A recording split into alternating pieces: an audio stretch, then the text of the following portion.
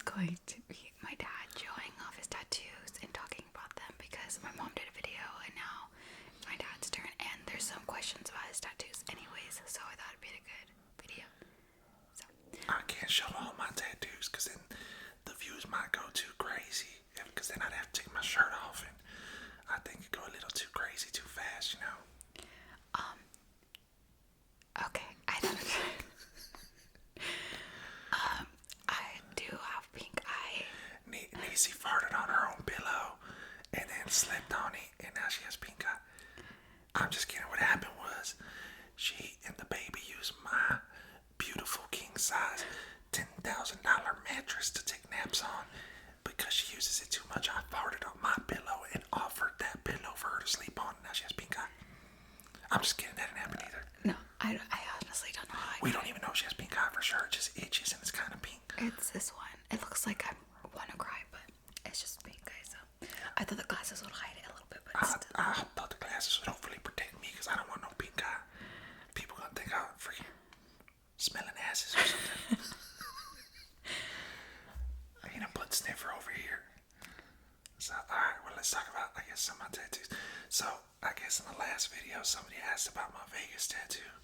So, I have the, well, let me start by saying this. I got these tattoos a long time ago, over a decade ago.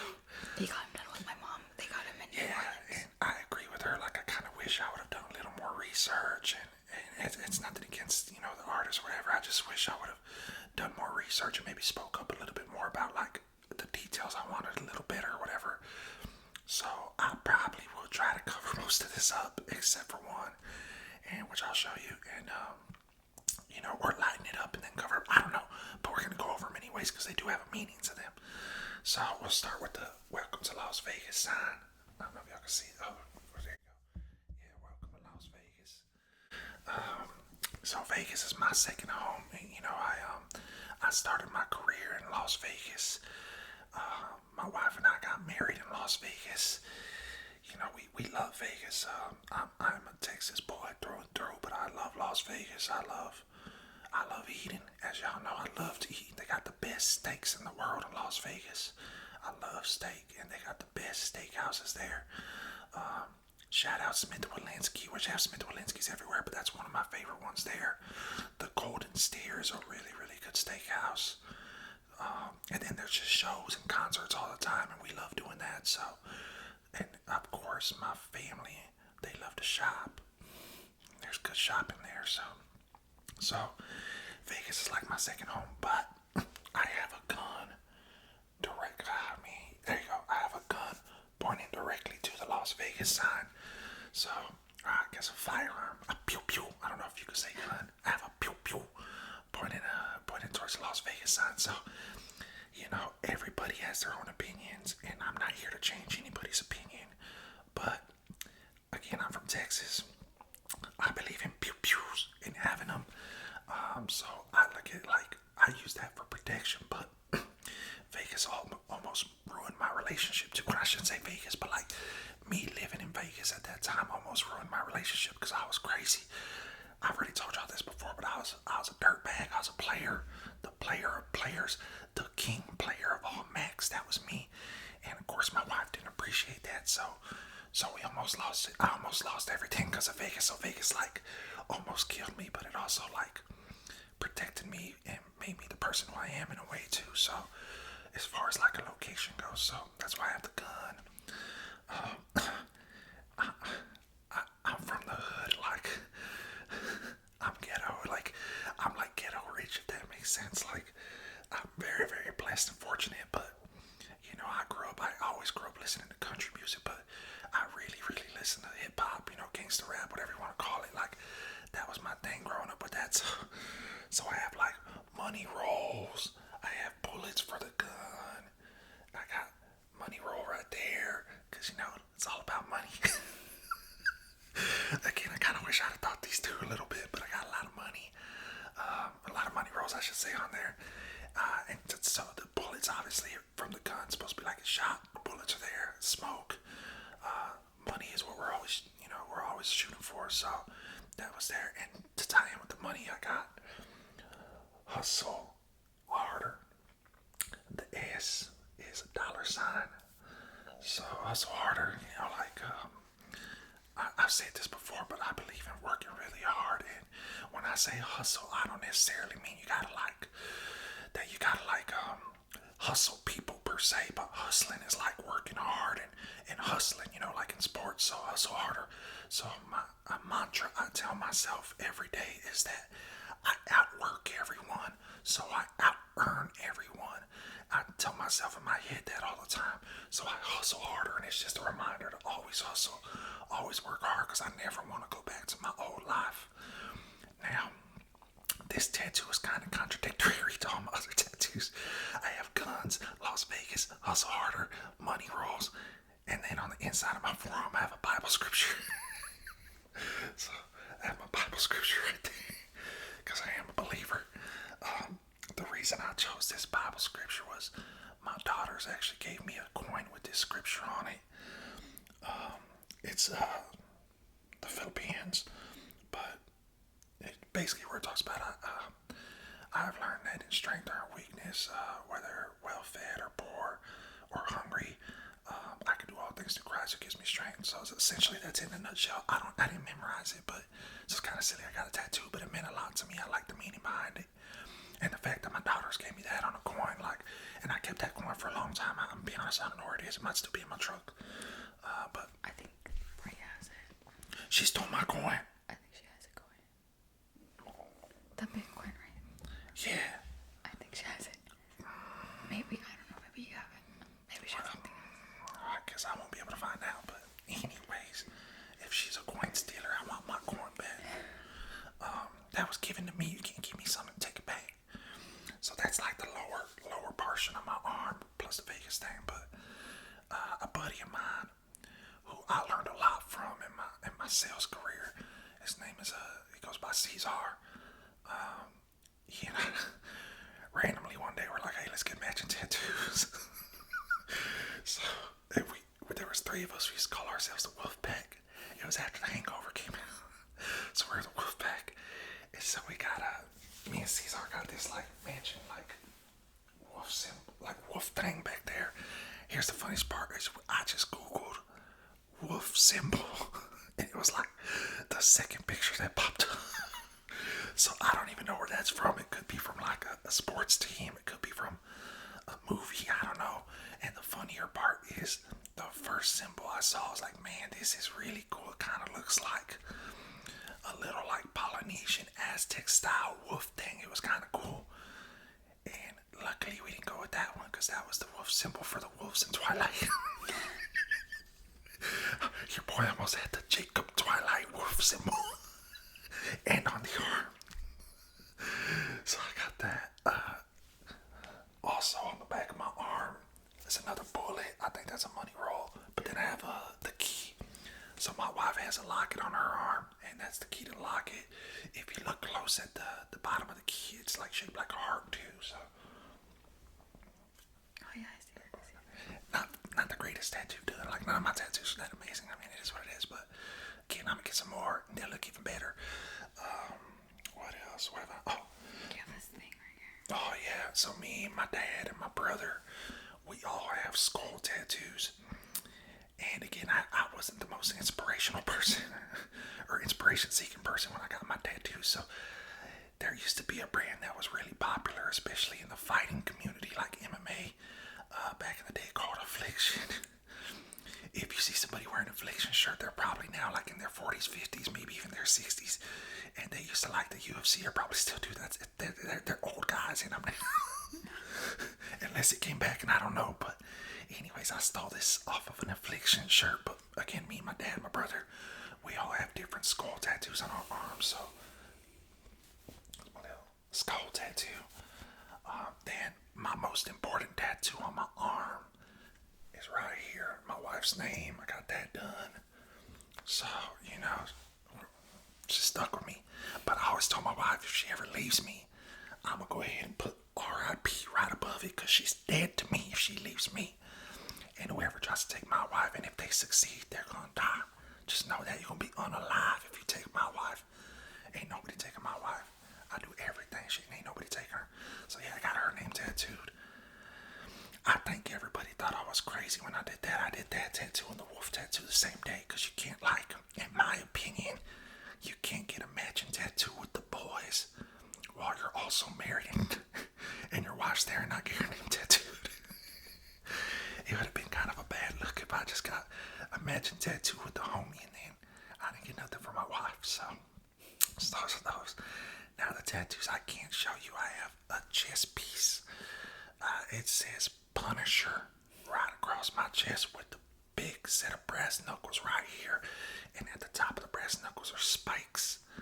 So again, I used to be an MMA fighter, and that was my fight name, the Punisher. So again, I was like 20, 21, 22, thought it'd be cool. And here's the crazy story behind it is, when I got that Punisher tattoo, I didn't have a fight lined up like at the time. So we did the outline of the brass knuckles and of the letters. And then like the next day, they're like, hey, you want to take a fight? It's in 2 weeks. I was like, well, yeah, I'll take a fight. That's what I do. I'm the Punisher. You know, I was all hype. But in my head, I was like, I don't want to not have my tattoo finished. So like 2 days later, I went and I got the shading done with my tattoo all swollen and everything. Like, oh, and it's from armpit to armpit, like here to here. So that wasn't very smart. And my tattoo artist was somebody I call my cousin because we have the same last name, but we're not really cousins. But anyways, clearly he wasn't a newer tattoo artist at the time, so he didn't know any better either, and he let me do it. So he was also one of my MMA trainers at the time. See, your boy was crazy back in the day. So I have Punisher. My wife, I don't know, did your mom mention that she has that on her foot? Yeah. Okay, yeah, so she has the matching tattoo on her foot. Except for her brass knuckles, where your fingers go, the holes, hers are hearts. Mine is regular circles and have the spikes. And hers is in cursive. Mine is like some weird font. I don't know. You might be able to see a little bit, yes. It's a little old school, like it's faded. There's a little funny story to this part up here somewhere. Where's the E? That's the R. Right there. If y'all can see, there's a little line right there. Y'all see that little dot right there? So the reason there's no ink right there is the same guy who tattooed me. We were sparring one day. I don't know if I ever told you this. We were sparring one day. He tried to get me with the head kick. Even though we're sparring, I should be doing head kicks in practice, but whatever. Tried to get me with the head kick. I moved out the way. His crusty, funky toenail scratched my chest. Cut me. Thought I was going to get dang staph infection. Cut me, and then, I've never been one to not pick my scab, so once it scabbed up, I picked it off, and now I'm missing a little piece of my tattoo right there. That's a toenail cut to the chest injury. So be careful who you're sparring with. Make them cut them dang funky toenails, man. It's disgusting. I hate feet too. It's so bad. Dirty ass feet. But damn, if he sees this video, you know who you are. He still trains and stuff. I don't train like that anymore. I just train, to stay in shape and knock somebody out if I need to. But he's a coach still, and he's a good guy. But man, he got some funky old feet and toenails. Crusty, musty, rusty feet. My back is my first tattoo ever. I'm very, very, proud to be my father's son. And I love carrying on his name. So I have his last name on my back. Or my last name as well, but it's his last name. He gave it to me. So I have, my last name on my back. It's in cursive. I wish I would have chose a different font, but it still looks good. And for being my first tattoo, I think it's my darkest one still. It's held on the most. So now, what I want to do, your boy wants to get this whole arm done. I really want to cover up my chest, the Punisher thing, and put just 2 chest plates, you know what I mean? Get that done. I want to do my whole leg. And y'all are going to think I'm crazy, because this is crazy.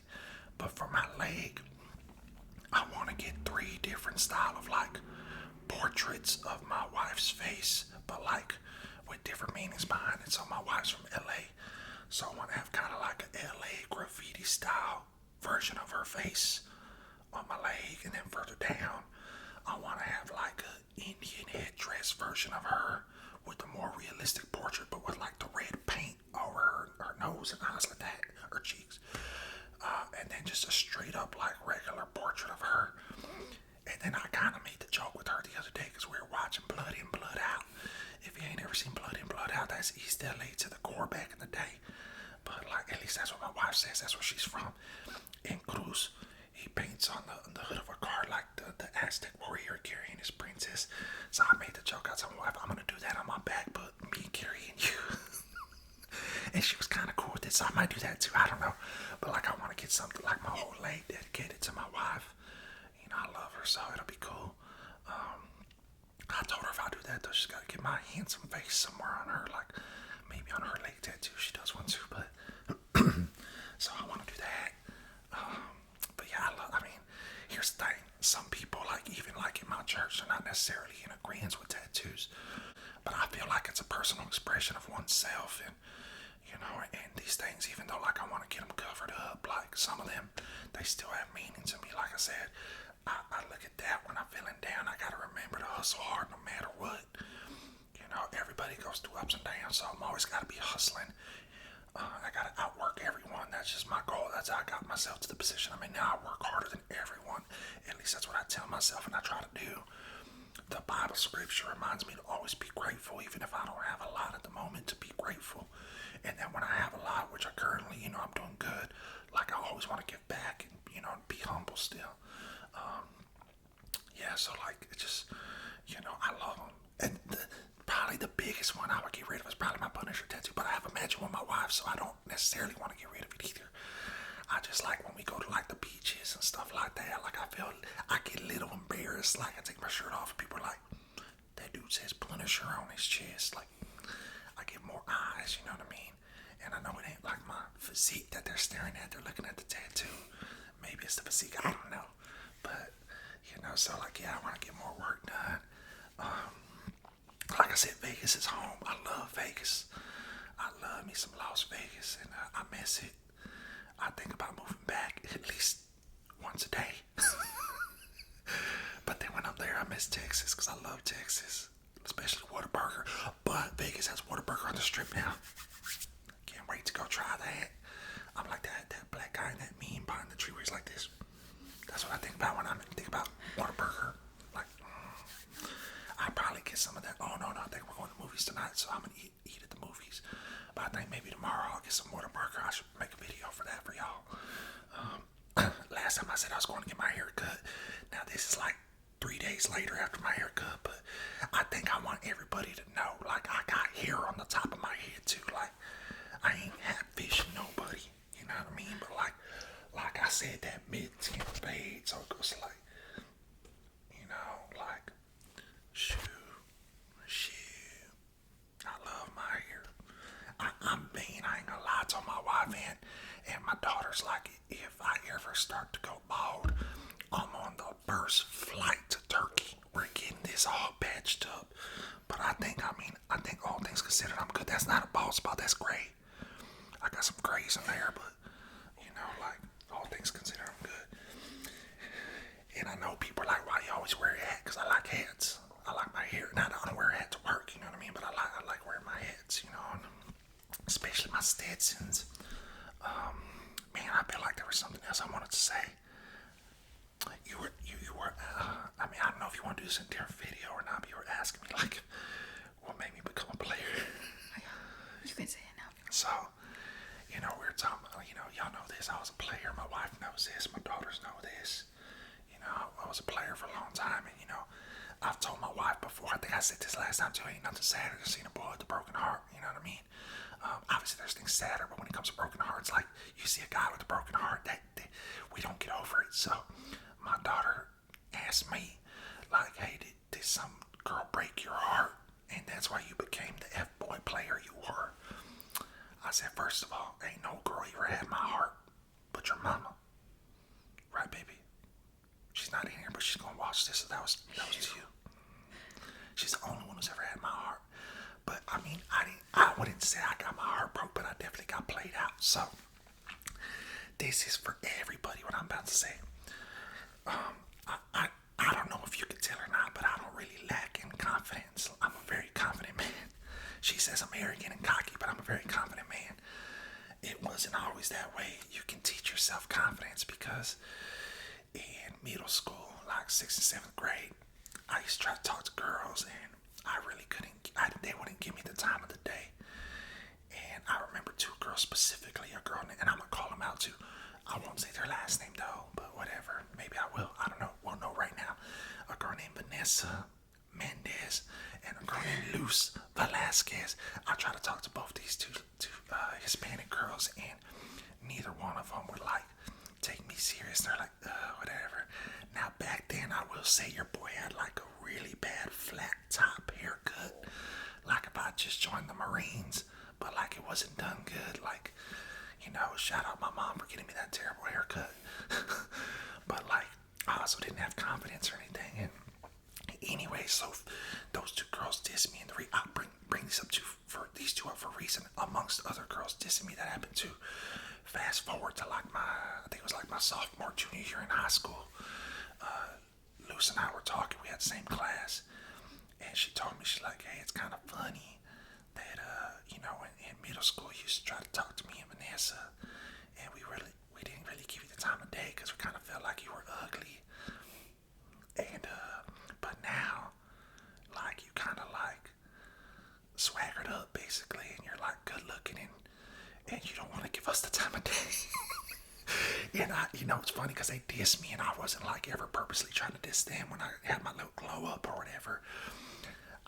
They dissed me, so I didn't think they even liked me or anything. But come to find out, like, they did like me then, but they didn't want to give your boy the time when he wasn't as good looking and as confident. So sucks to be them, you know. But so those things kind of made me a player, like getting dissed and then finally realizing all I needed was a better haircut and some confidence, and we'd be good. But also there was two girls that like I dated, probably like, I guess you would say the most serious relationships I had in high school. And when I say serious, I think each of them lasted like 3 months. But you know, in high school, that's like forever. Where you're somebody for 3 months, you know, and you're at school together, whatever. So the first one was this girl. I won't say her name, you know, I don't know. Should I say her name or no? Okay, she says not to say names, so I won't. But there was a girl. Okay, so this girl, when I was a freshman, I still didn't really have my swagger down yet. You know, I still didn't have the best haircut yet or anything like that. She was a grade above me. I tried talking to her, didn't really give me the time of day. But I guess like over that summer, like it started clicking for your boy, and I was like, you know what? I'm a badass baseball player. You know, I started working out a little bit. I was still skinny, but like in my head, I was working out, you know. I started dressing a little better, feeling better about myself. And I tried talking to her again. This time she gave me the in. So we ended up dating for a few months, and it was a wild relationship. Like, it was nuts. Like, we skipped school, we did all kinds of stupid stuff. And anyways, one day, like, we started having issues like most relationships in high school do. And so she went ahead and like didn't come to school one day, and I'm like shooting her a text or calling her. We didn't have text back then. I would call her like, "Hey, where you at?" Didn't answer. I ain't gonna lie, I probably called her like 4 or 5 times. And so she finally calls me back like at like 2 p.m. like, "Oh, I was interviewing for a job." And I was like, "Oh, damn day. Who interviews for a job all day? Why didn't you let me know?" And she's like, "Oh, well, you know, it's because I'm with," and I don't remember the guy's name or whatever. It's a Mexican name, I don't know, Juan or whatever. It was a Mexican guy, like, it was like Juan or Jose. I'm with Juan, he's hooking me up with a job. So right away I was like, wait a minute, and Juan was in her grade, or Jose. I wasn't, so I got a little jealous, and I didn't have a car. He had a car. So I was like, oh really, so you've been with Juan all day? And he's the one that got you the job there? And she's like, yeah. So then like the very next week, we basically broke up. And I was like, I guess you could say I was devastated because most of the guys at that time felt like that was the prettiest girl in school. And like I said, she dissed me before. So then when she finally gave me a chance, then she broke up with me. I was all like butter. I wasn't heartbroken. I didn't love her. Like I told her, I always told you, I told girls I loved them for you know what. And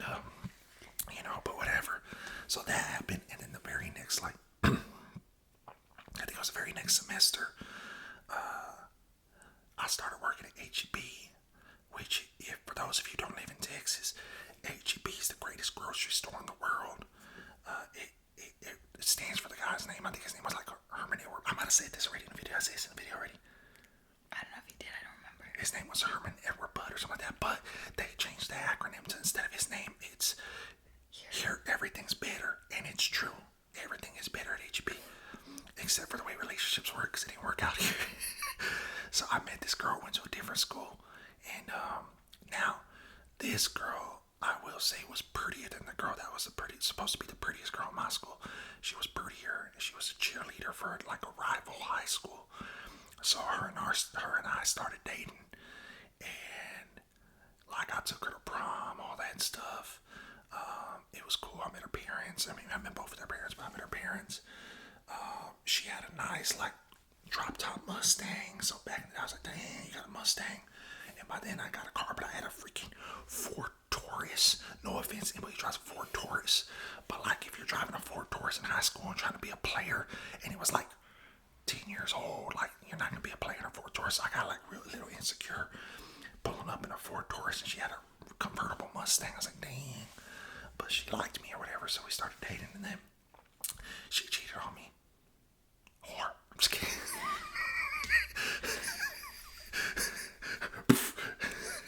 No, she cheated on me, so, it didn't work out, but, like, it was weird because she cheated on me, and then she tried to call me later and ask me for money, like, oh, I need money for a shmushmortion. But we hadn't been together for, like, 2 or 3 months at that point, and I was like, and all I said was, how do I even know you're prego?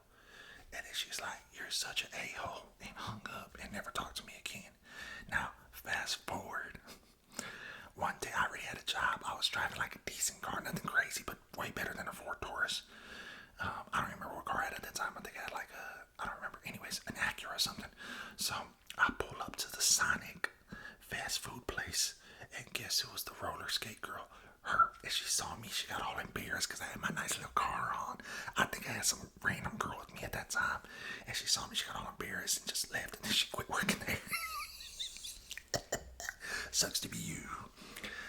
Anyways, like, so because of those two situations, both of them left me, and then the one cheated on me. I was like, man, I was already a player. Like, I'm being honest, I cheated on both of them. So I didn't love them, I cheated on both of them. But, like, that's when I turned it up. And I said, FTB. For those of you who don't know what that means, it's vulgar. FTB. FT's. And that's what I told myself. Now, that's not polite. I apologize. I was a little bit of a male chauvinist and sexist back then. I'm not anymore. I have daughters now. I learned my lesson. But, just being honest. Anyway, so, like, I stopped caring. I was like, I'm not going to care about no girl. It is what it is. I'm a player till I die. I'm never going to get married. Nobody's going to cuff me up. Ain't no ring going on this finger. I ain't never going to tattoo no girl's name on my bicep. And then, damn, my wife got me. It took her a while to settle me down, but she got me. But that's what made me a player, an F-boy, so, like, I guess some might say it was a broken heart, but it was more broken pride than anything. Like, like I was the player, I was supposed to be the cheater, like, so to get cheated on and get left, I was like, dang, this is crazy, you know what I mean? And then to find out that, like, yeah, maybe I was ugly before, but I got better looking. I was like, all right, I'll show these girls, ain't nobody gonna get me again, I ain't gonna get got. So that was how I was a player. And then why I settled down was because my wife threatens my life every single day. She said if I cheat on her, she'll cut me. My wife is from East LA. She probably has a butterfly knife on her and I don't even know about it. Besides the pew-pews, she's always, she's gone, So, but let me say this. First of all, even if somebody doesn't like you now, you just work on yourself.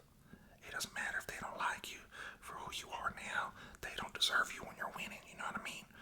Like, and I'm not saying that to be negative to those girls I was mentioning earlier, because we were still in high school at that point, or middle school, whatever, I was in high school at that point, so, it is what it is, but, like, don't ever settle. Don't settle just because, you made a partial commitment to somebody or whatever, now you feel like you have to be stuck settling. That's silly. You deserve better, and as long as you're person. You deserve better. And number two, if you really want that person, go work on yourself. See what they want you to fix and fix it if you choose to. You know what I mean? Like, my wife knows her worth. You know, I've told her before she told me one time if I ever cheated on her again, back in the day, way back in the, anyways, but she told me now if I ever cheat on her now, it better be an upgrade. Because if it's a downgrade, then that makes no sense. Like, I have to know my own worth as well. And I told her, there ain't no such thing as an upgrade from you, babe. Right, babe? And, anyways, but I told her, like, if she cheats on me, that dude better be rich, like billionaire rich. Because I know he ain't gonna be bigger, he ain't gonna be sexier, and he ain't gonna hit like I do. Because I fight. And, so yeah, like, and I'm a killer. I mean, I'm alive. So, you better get that life insurance. Better hope you don't sign no prenup.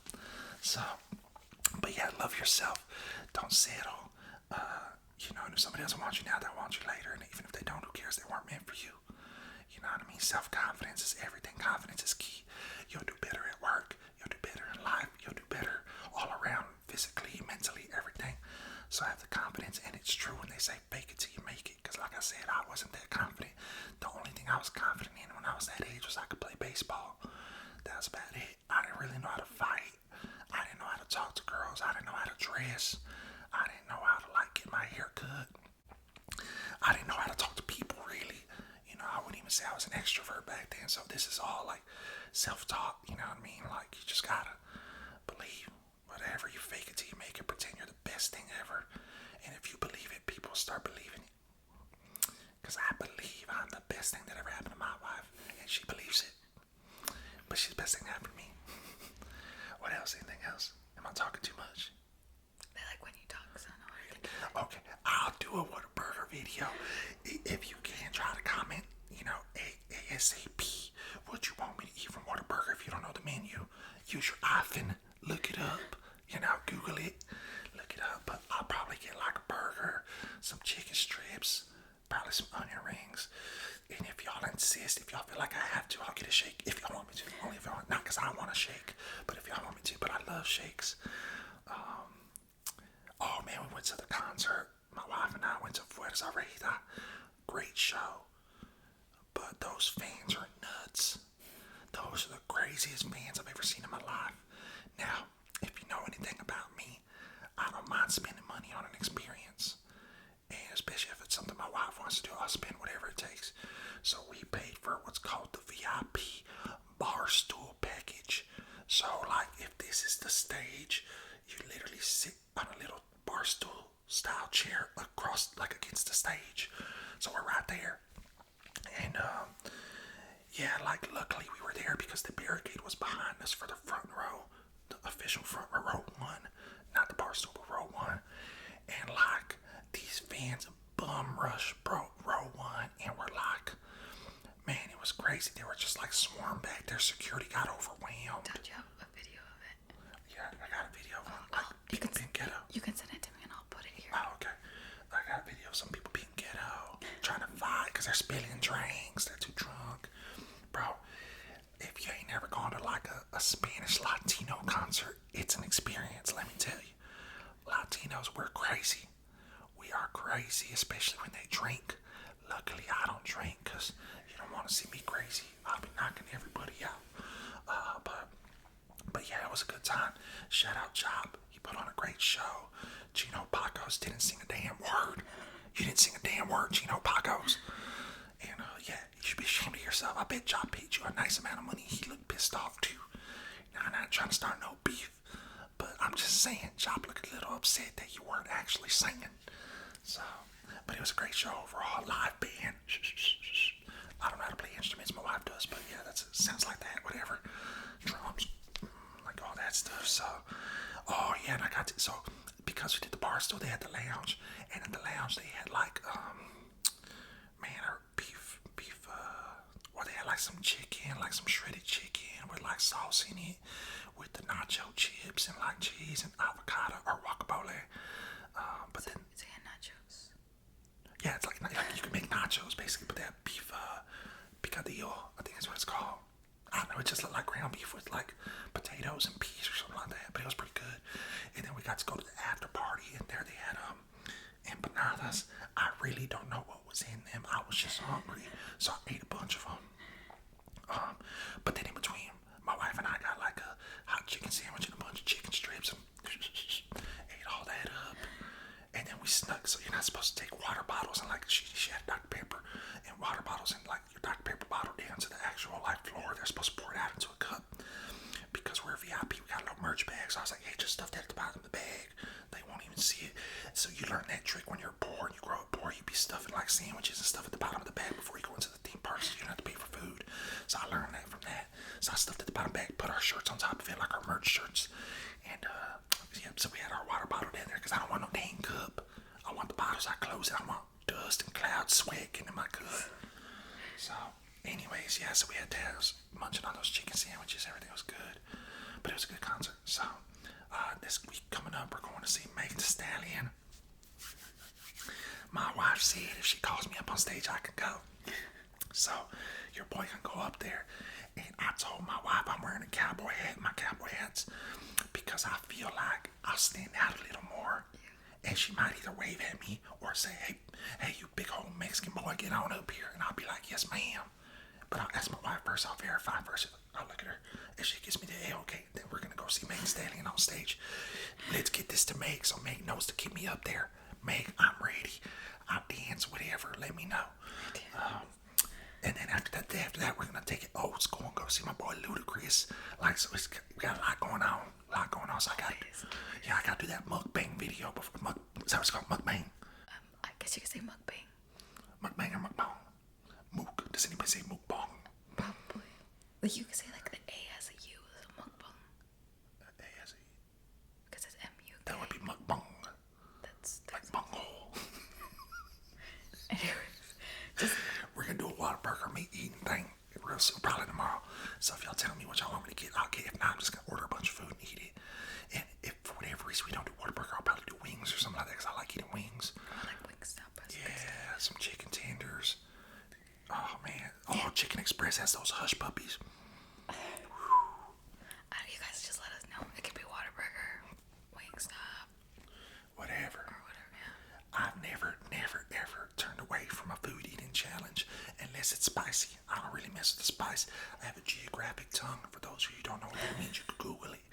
But that means I got a lot of slits and cuts in my tongue. So like the spices hit it differently. So yeah.